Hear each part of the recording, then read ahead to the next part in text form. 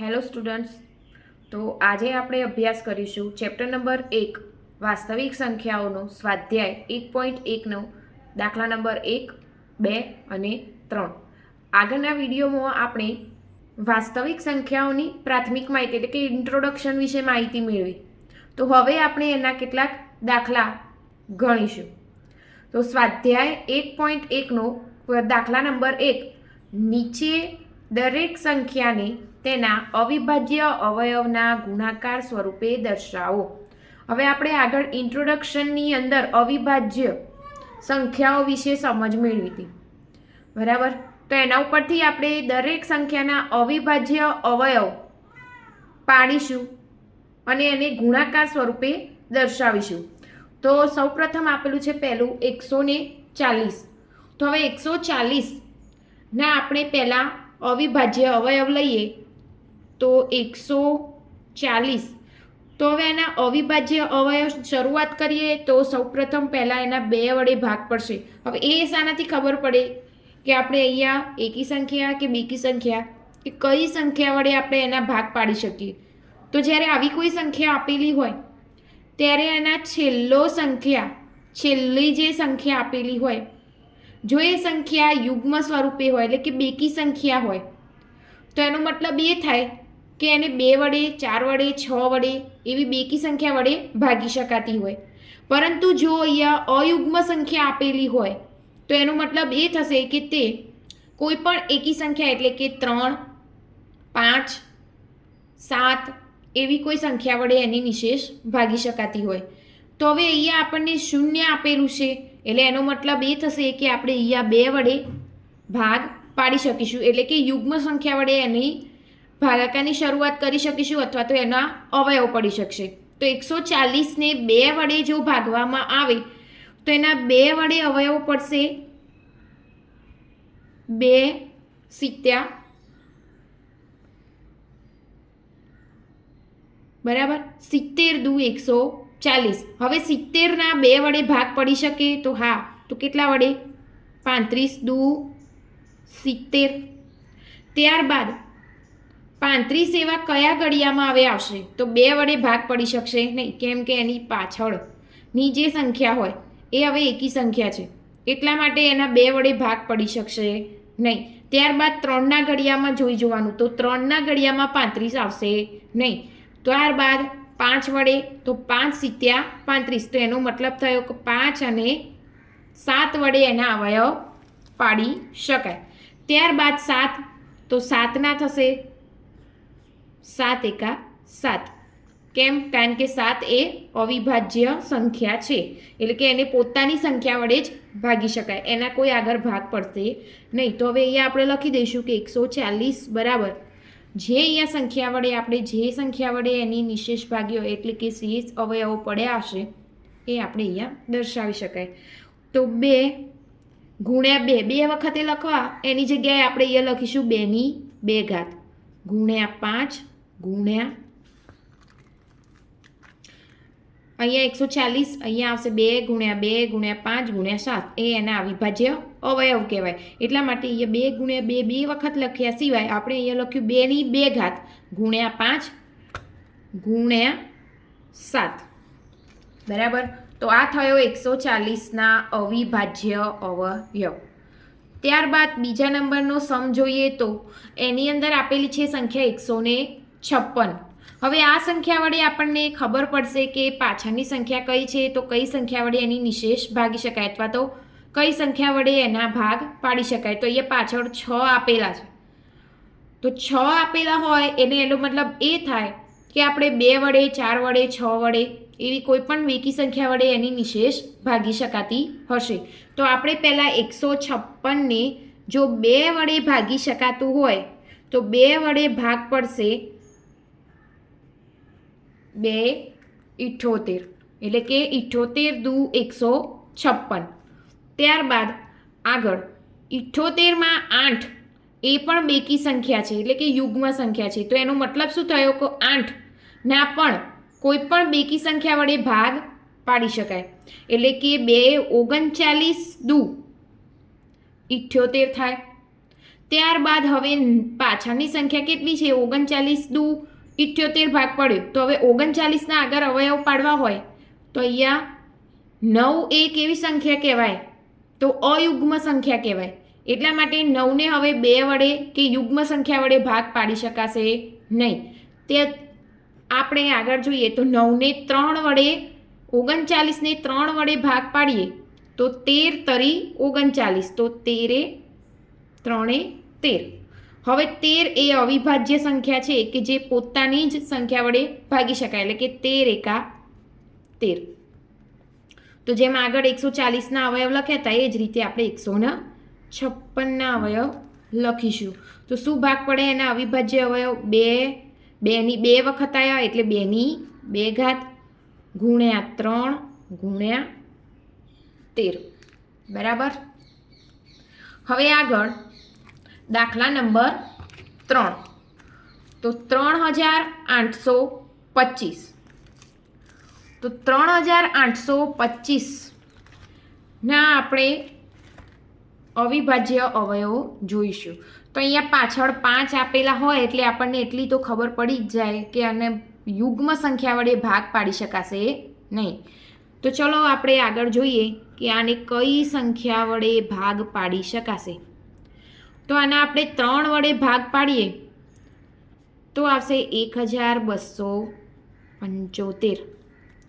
એટલે કે 3825 ભાગ્યા 3 કરવાથી મળશે 1275. હજી આની પાછળ 5 એટલે કે અયુગ્મ સંખ્યા આપેલી છે, તો એનો મતલબ હજી પણ 3 વડે જો અવયવો પાડી શકાતા હોય તો આ તો ભાગી શકાય. એટલે કે ભાગી અને જો નિશેષ શૂન્ય આપતી હોય તો એનો મતલબ એ થાય કે 3 વડે આના ભાગ પાડી શકાય. જો 3 વડે ના થઈ શકે તો આપણે 5 વડે કરી શકીએ. તો આપણે 3 વડે ભાગ પાડીએ 1275 ભાગ્યા 3 કરીએ તો થશે 425. હવે 3 વડે ભાગ પાડી શકાશે નહીં. શાના? 425ના. તો આપણે શાના વડે ભાગ પાડી શકીશું આગળ? તો 5 વડે. તો 5 થશે 85 425. હવે 85ના ભાગ પાડીએ તો 17 85, તો 5 17. હવે 17 એ કેવી સંખ્યા કહેવાય? તો અવિભાજ્ય સંખ્યા કહેવાય. એટલે કે તેને પોતાના જ સંખ્યા વડે ભાગી શકાય. એટલે 17 એકા 17. તો આપણે આને દર્શાવીએ તો 3825 બરાબર, જો એને અવયવ સ્વરૂપે દર્શાવવા હોય તો 3ની 2 ઘાત ગુણ્યા 5ની 2 ઘાત ગુણ્યા 17.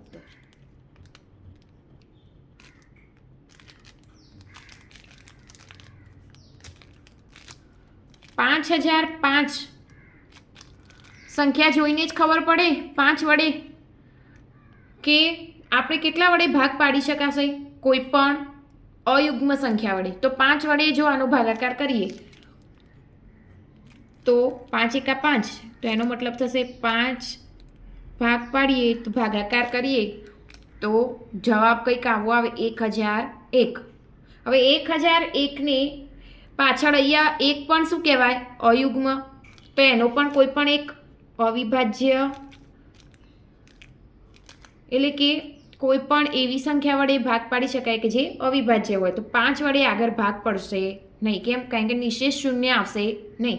તો આપણે 7 વડે જો એનો ભાગ પાડીએ તો 7 થશે 143. હવે અહીંયા પણ 3 એ અયુગ્મ સંખ્યા છે, એટલે એનો મતલબ આગળ પણ કોઈ એવી અયુગ્મ સંખ્યા એટલે કે અવિભાજ્ય સંખ્યા વડે જ એનો ભાગ પાડી શકાશે. તો અહીંયા લઈશું 143 એ 11 ગુણ્યા 13 કરવાથી 143, એટલે કે 143 ભાગ્યા 11 કરો તો 13 એવા અવિભાજ્ય ભાગ પાડી શકાય. તો હવે પછી આગળ 13 એ અવિભાજ્ય સંખ્યા છે એટલે 13 એકા 13. આના આગળ કોઈ ભાગ પડશે નહીં.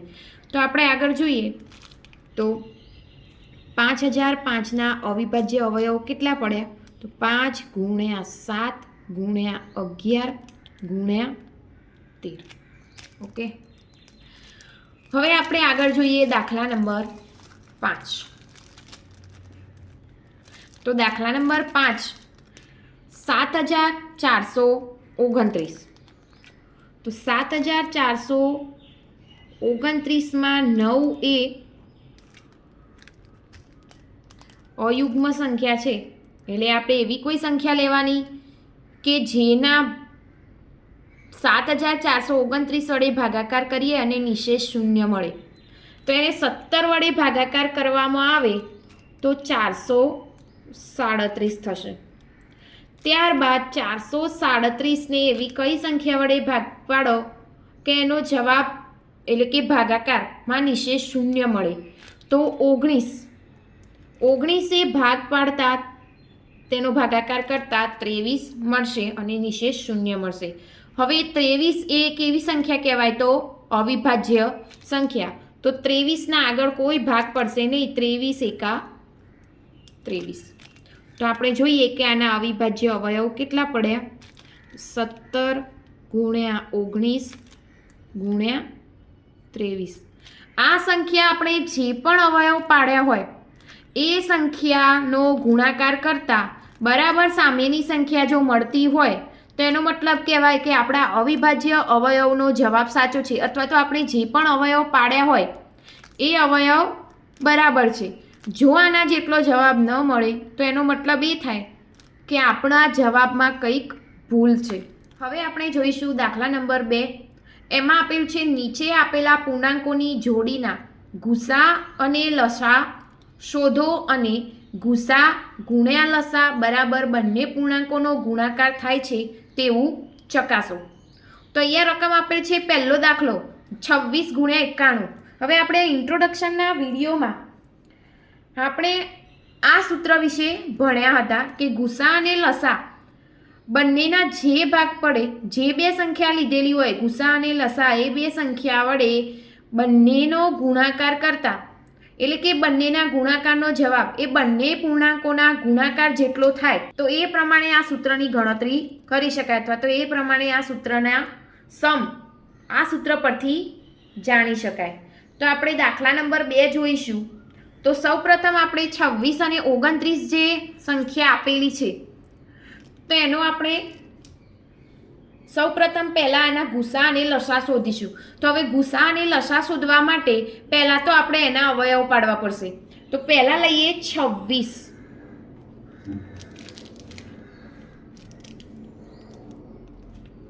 તો 26ના અવયવ પાડીએ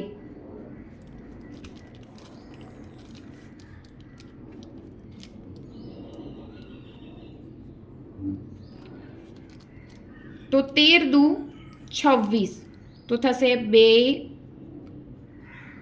13.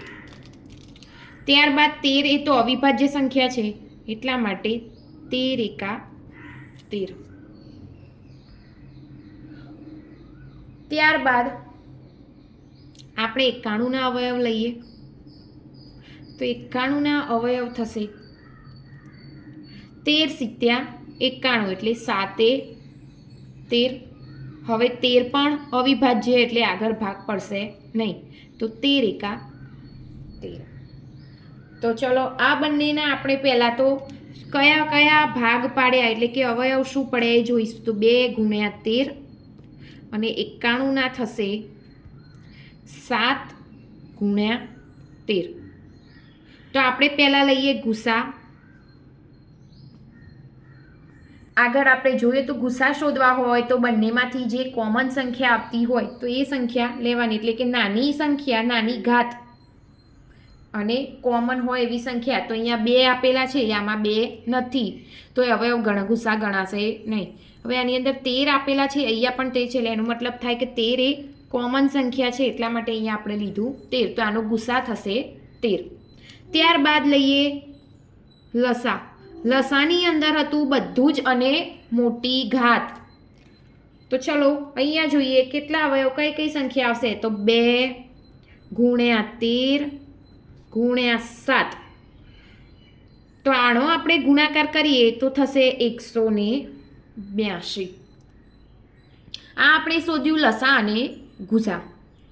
તો હવે લસા અને ગુસાનો ગુણાકાર સૂત્ર પ્રમાણે જોઈએ તો અહીંયા હતું લસા અને ગુસા એટલે કે ગુસા ગુણ્યા લસા બરાબર બંને પૂર્ણાંકનો ગુણાકાર. તો હવે આપણે ગુસા અને લસાનો ગુણાકાર કરી અને ત્યારબાદ બંને પૂર્ણાંકોનો ગુણાકાર કરીએ અને જો બંનેનો જવાબ આવે તો આ પૂર્ણાંકની જોડી એ ગુસા ગુણ્યા લસા બરાબર બંને પૂર્ણાંકોના ગુણાકારની ચકાસણી કરી એવું કહેવાશે. તો હવે આપણે આગળ જોઈએ તો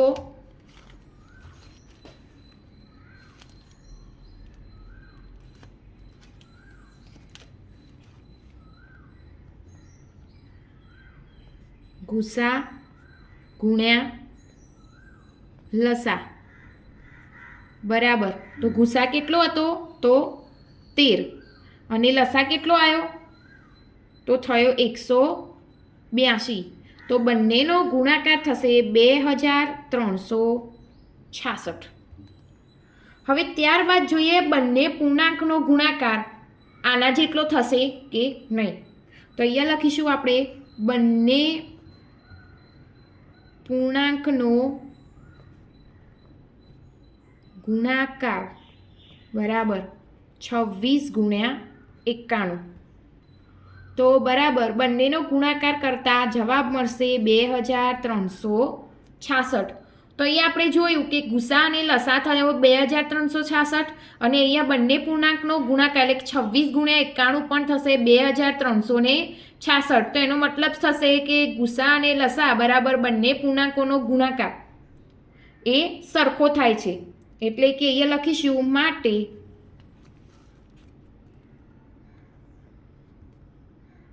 ગુસા ગુણ્યા લસા બરાબર બંને પૂર્ણાંકનો ગુણાકાર.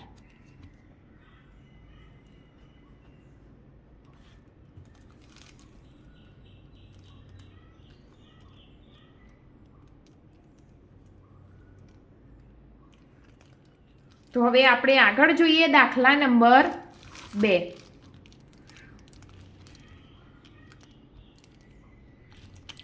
તો દાખલા નંબર 2 ની અંદર 510 અને 92 ના પૂર્ણાંકોની ચકાસણી કરીએ. તો એમાં જોઈશું પહેલાં 510 ના અવયવ લઈએ. તો 510ના 2 વડે ભાગાકાર કરતા એમાં થશે 255. ત્યારબાદ 255ના ભાગ પાડીએ તો એનો 3 વડે ભાગાકાર કરતા મળશે 85. 85 તરી 255.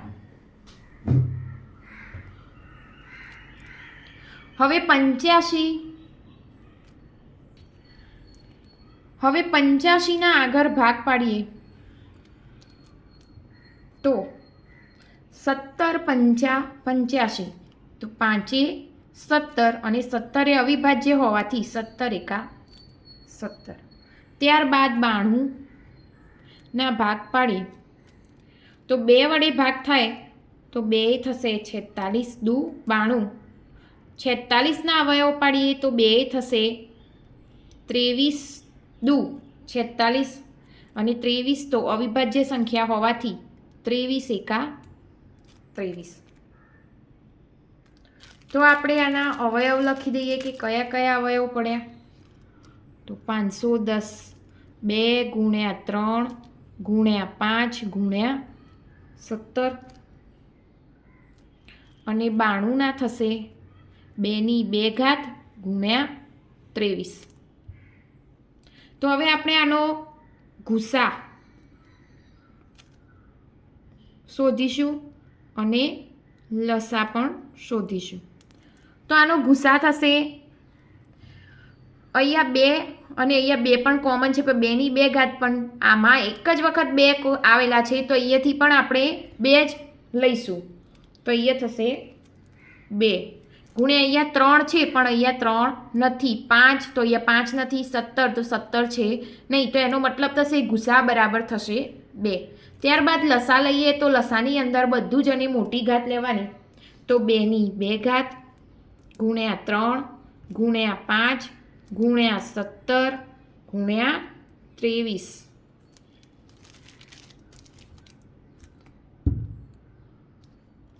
તો એનો ગુણાકાર કરીએ તો થશે 23,460. હવે આપણે જેમ આગળના દાખલામાં જોયું હતું ગુસા અને લસાનો ગુણાકાર અને બંને પૂર્ણાંકોનો ગુણાકાર, તો આપણે આગળ જોઈએ ગુસા અને લસા. એટલે ગુસા 2 ગુણ્યા લસા 23,460નો ગુણાકાર કેટલો થશે? તો અહીંયા આપણે લઈએ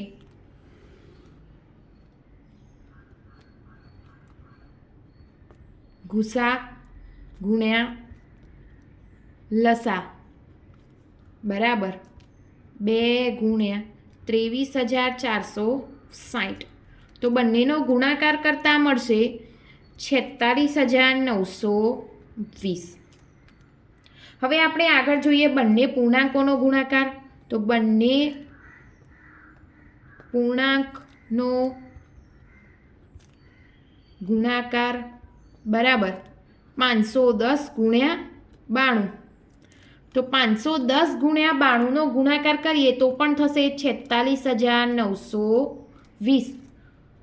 તો એનો મતલબ બંને ગુસા અને લસાનો ગુણાકાર કરતાં બંને પૂર્ણાંકનો ગુણાકાર બંને સમાન થવાથી અહીંયા લખી શકાય માટે અહીંયા લખી શકાશે માટે ગુસા ગુણ્યા લસા બરાબર બંને પૂર્ણાંકનો ગુણાકાર. તો હવે આપણે જોઈશું દાખલા નંબર 3, 336 અને 54. તો આપણા આગળના દાખલામાં ગણ્યું એ જ પ્રમાણે 336ના અવયવ લઈએ તો 336ને 2 વડે ભાગતા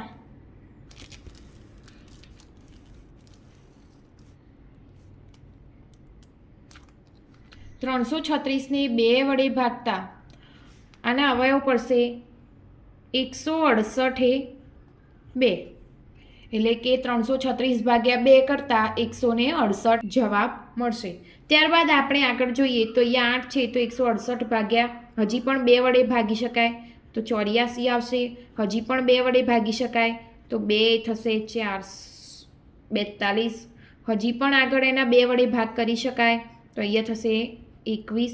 હવે 2 વડે ભાગ પડશે નહીં તો હવે ત્યારબાદ તેના 3 વડે ભાગ પાડી શકાય તો 3 એ 7 તરી 21. હવે 7 એ અવિભાજ્ય સંખ્યા એટલા માટે 7 એકા 7. ત્યારબાદ આપણે લઈએ 54.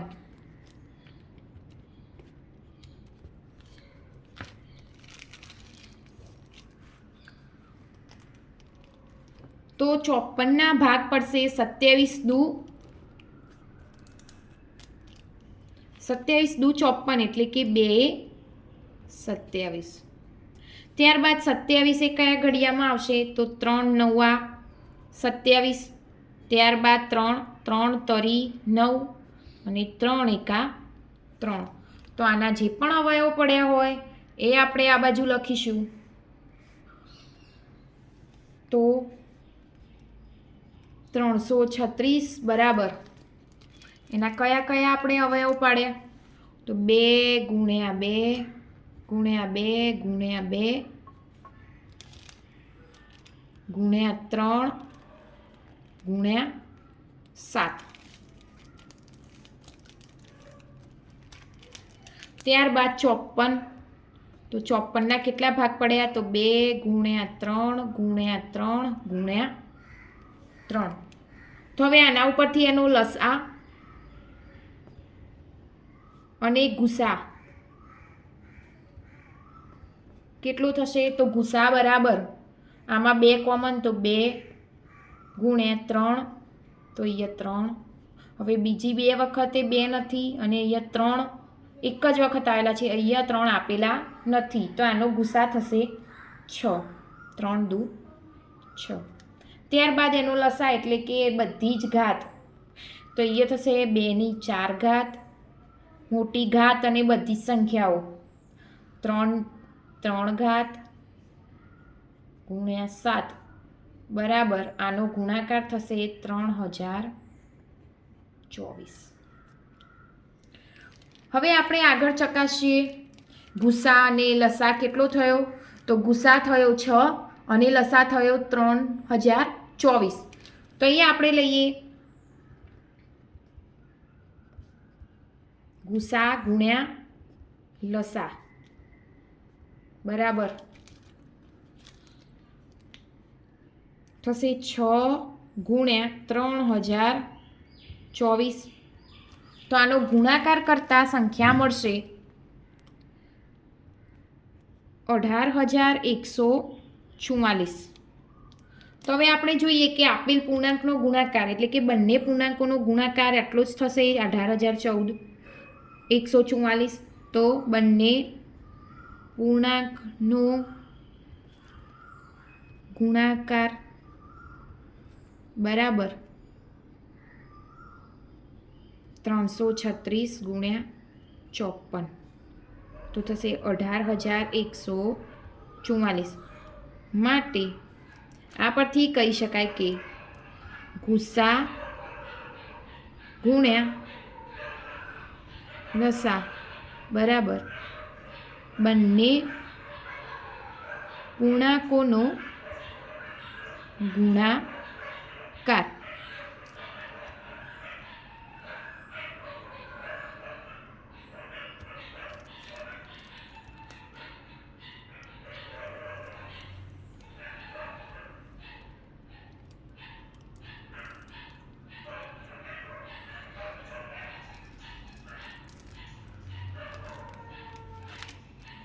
આપણે આગળ જોઈશું દાખલા નંબર 3. નીચે આપેલા પૂર્ણાંકના અવિભાજ્ય અવયવની રીતે ગુસા અને લસા શોધો. તો આની અંદર શું કરવાનું છે, ફક્ત એના અવિભાજ્યની રીતે અવયવ પાડી અને ગુસા અને લસા શોધવાનો. તો ચલો આપણે જોઈએ. પહેલો આપેલી છે સંખ્યા 12, 15 અને 21. તો હવે આપણે દરેક સંખ્યાના અવિભાજ્ય અવયવની રીતે અવયવ પાડીશું. તો સૌપ્રથમ લઈએ 12.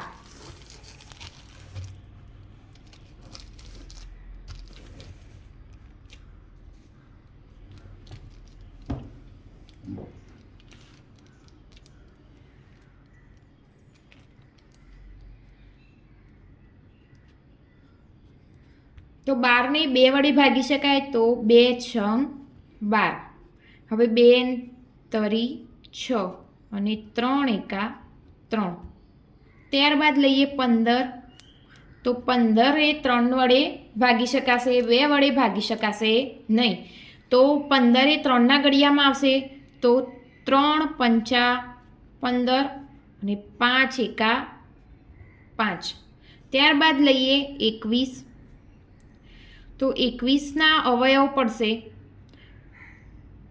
3 સિત્યા 21 અને 7 એકા 7. તો આ દરેક સંખ્યાના અવયવ પરથી આપણે લસા અને ગુસા જોવા જઈએ તો 12ના અવયવ થયા 2 ગુણ્યા 2 ગુણ્યા 3. 15ના થશે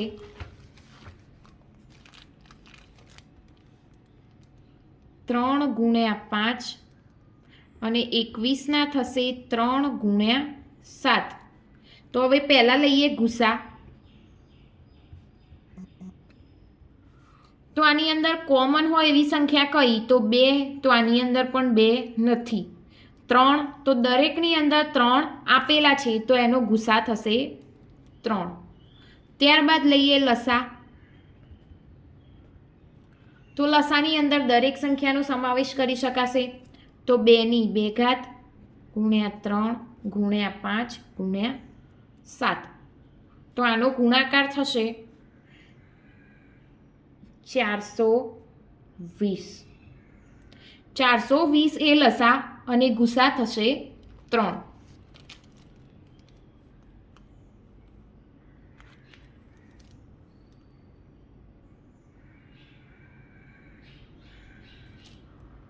હવે આગળ જોઈએ આપણે દાખલા નંબર 2. હવે આગળ જોઈએ આપણે દાખલા નંબર 2. તો એની અંદર આગળના દાખલાની જેમ જ દરેક સંખ્યાના સૌપ્રથમ તો આપણે પહેલાં શું કરીશું તો અવયવ પાડીશું. તો સૌપ્રથમ આપેલું છે 17. તો 17 એ અવિભાજ્ય સંખ્યા હોવાથી 17ના કોઈ અવયવ પડશે નહીં. એ સંખ્યા પોતે જ પોતાના વડે ભાગી શકાય, એટલે કે 17 એકા 17. ત્યારબાદ 23. 23 પણ અવિભાજ્ય સંખ્યા હોવાથી તે સંખ્યાને પોતાના વડે જ ભાગી શકાશે, એટલે કે 23 એકા 23. ત્યારબાદ 29. તો અહીંયા થશે 29 1 29.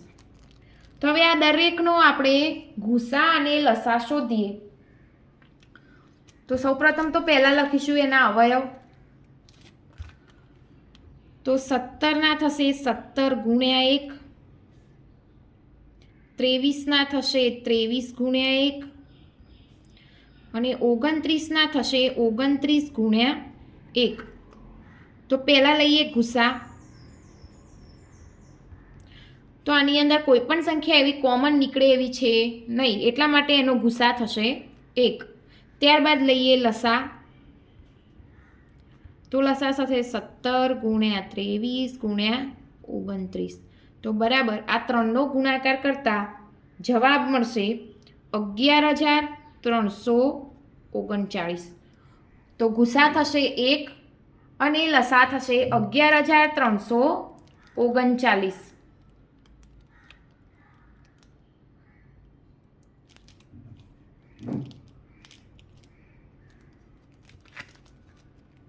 ત્યારબાદ આગળ દાખલા નંબર 3.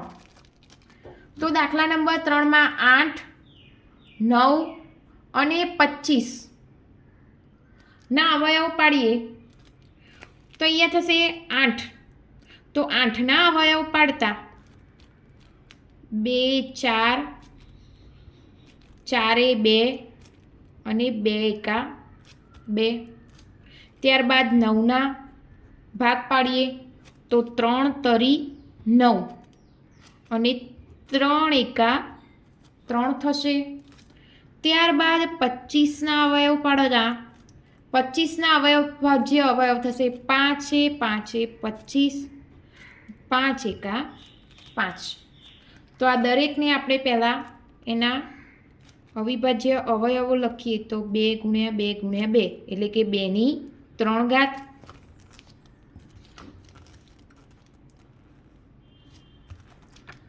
અને અવિભાજ્ય અવયવ 8ના થશે 2ની 3 ઘાત.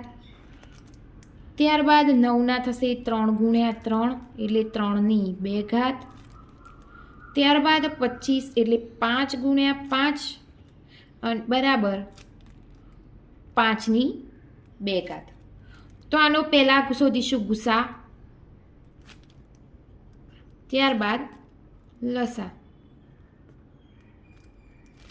તો આનો ગુસા થશે. હવે આની અંદર કોઈ પણ કોમન નીકળે એવી સંખ્યા આપેલી નથી, તો ગુસા થઈ જશે 1 અને લસા થશે 2ની 3 ઘાત ગુણ્યા 3ની 2 ઘાત ગુણ્યા 5ની 2 ઘાત, એટલે કે 2ની 3 ઘાત એટલે થશે 2 ગુણ્યા 2 ગુણ્યા 2 એટલે કે 2ની 3 વખત. 3ની 2 ઘાત એટલે 3 ગુણ્યા 3 અને 5ની 2 ઘાત એટલે 5 ગુણ્યા 5. હવે આ દરેક સંખ્યાનો ગુણાકાર કરતા આપણને લસાની ગણતરી કરી શકીએ, એટલે કે લસા મળી જશે. તો થશે 1800. તો હવે આગળના સમ જોઈશું આપણે નેક્સ્ટ વિડીયોની અંદર.